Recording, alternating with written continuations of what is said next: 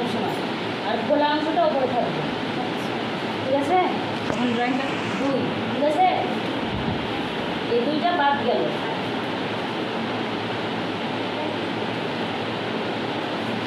চারটা আছে, দুটো আছে, হ্যাঁ? ম্যাম হ্যাঁ বলো। ম্যাম একটু আসছি। কে? ম্যাম কোথায়? খাই আসছি। ঠিক আছে, এটা হচ্ছে চৌকাঠটা কাপড়, ঠিক আছে? এটা এখান থেকে এটা হচ্ছে 6 ইঞ্চি, হাফ ইঞ্চিটা কেন নিয়েছি, ওটা হচ্ছে সেলাইয়ের জন্য। সেলাই করবো যখন হাফ ইঞ্চিটা বাদ যাবে, ওই জন্য হাফ ইঞ্চিটা অ্যাড করতে হবে। আর এখান থেকে এটা পুরোটা ঝুল হচ্ছে 11, এখানে 2 বাদ গেল, আর এখানে 1, এখানে 1 বাদ যাবে, ঠিক আছে? এবার এটা আর এটার মধ্যেখানে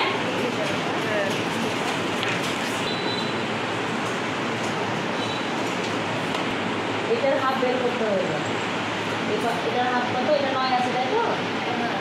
এখান থেকে এটা 9 আছে, এটার হাফ করতে হলে কত হবে? 4.5 হবে, এখানে হবে, তাই তো? এখানে বললাম। এবার এখান থেকে এবার হিপটা বের করবো, হিপকে 4 দিয়ে বুঝতে পারছো? বুঝতে পারলাম না। হ্যাঁ, বুঝতে পারলে না? একবার আপনি গিফটটাকে 3 দিয়ে ভাগ করলেন না, আবার 4 দিয়ে। এটা হিপটা বার করতে হবে, যে হিপটা এটা বের করতে হবে। কাপড়টা এখন 4 ভাজা আছে। হ্যাঁ, আমরা প্যান্টের মাপটা তো প্রত্যেকটা মাপ নিতে পারছি না, দেওয়া হতো ঠিক হবে না। ওই প্যান্টের মাপ নিতে গেলে কী করতে শুরু করলে কত হয়? 7।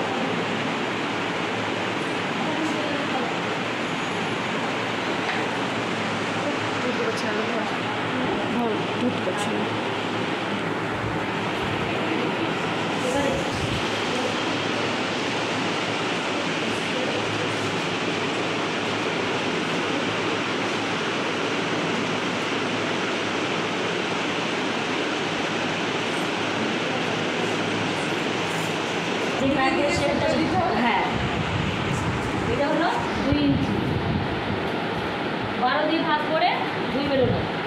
সবসময় এটাকে 12 দিয়ে ভাগ করতে হয়, প্যান্টে হিপটাকে 12 দিয়ে ভাগ করে যেটা বেরোলো 2 বেরোলো, 2 ইঞ্চি। আর এটা হচ্ছে 4.5,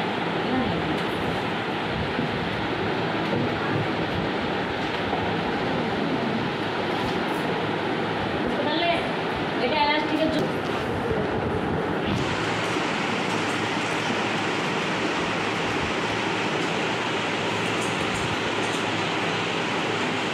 এগুলো সব ইঞ্চি কিন্তু, হ্যাঁ?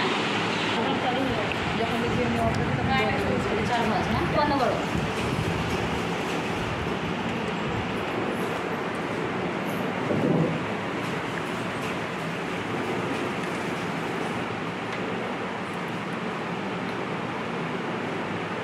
এক ভাঁজ হলো, আর এক ভাঁজ। এরকম করে ভাঁজ করলাম, কারণ মানে ছিটটা শুধু শুধু বাদ যাবে, তো ওই জন্য এরকম করে ভাঁজ করলাম। এরকম 4 ভাঁজ। এই পজিশনটা সবসময় নিচের দিকে থাকবে, আর কাটা অংশ সবসময় ওইদিকে থাকে, আর ওপরকার কাটা অংশটা ওপর দিকে থাকবে, ঠিক আছে? আমাদের মাপ আছে কত? 11 হলো। 3 8 24, 8 আর 3 11, ঝুল হবে 11। 11 আছে। মার্কিং করলাম না, 11 আছে যেহেতু। আর কোমর আছে কত?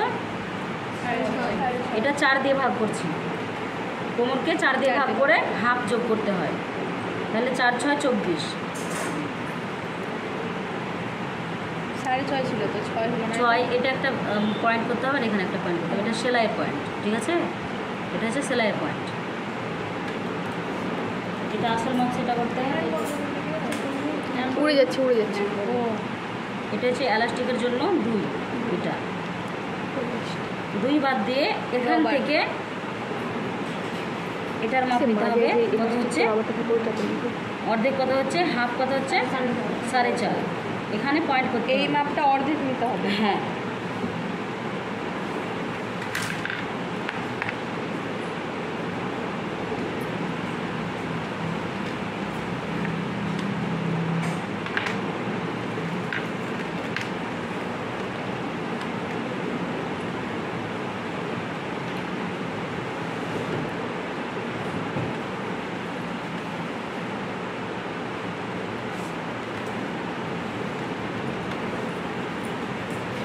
এখানে এটা বের করার জন্য কত 12 দিয়ে ভাগ করতে হবে, তাহলে কত বেরোলো? 2 ইঞ্চি বেরোলো এখানে। ম্যাম এটা কিসের? এটা হাফ, এটা সাড়ে চার নয়ের মতো। মানে সমান সমান। হ্যাঁ এটা এলাস্টিক থেকে হাফ নিতে হবে, এটা বাদ দিয়ে এখান থেকে হাফ নিয়ে যেটা হবে সেখানে পয়েন্ট করতে হবে। ওখান থেকে শেপ দেওয়ার জন্য এখানে পয়েন্ট করে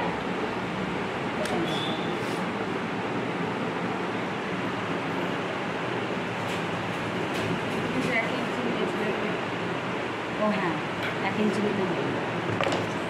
যাক ভালো লাগলো।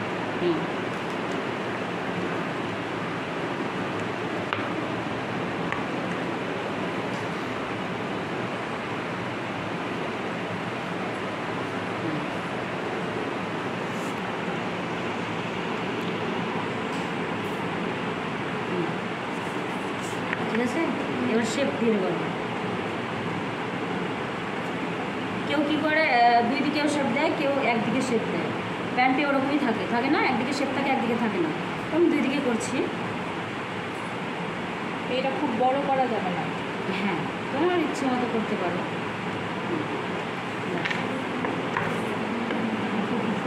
কি হয়েছে? এটার নিচে সেট টাকা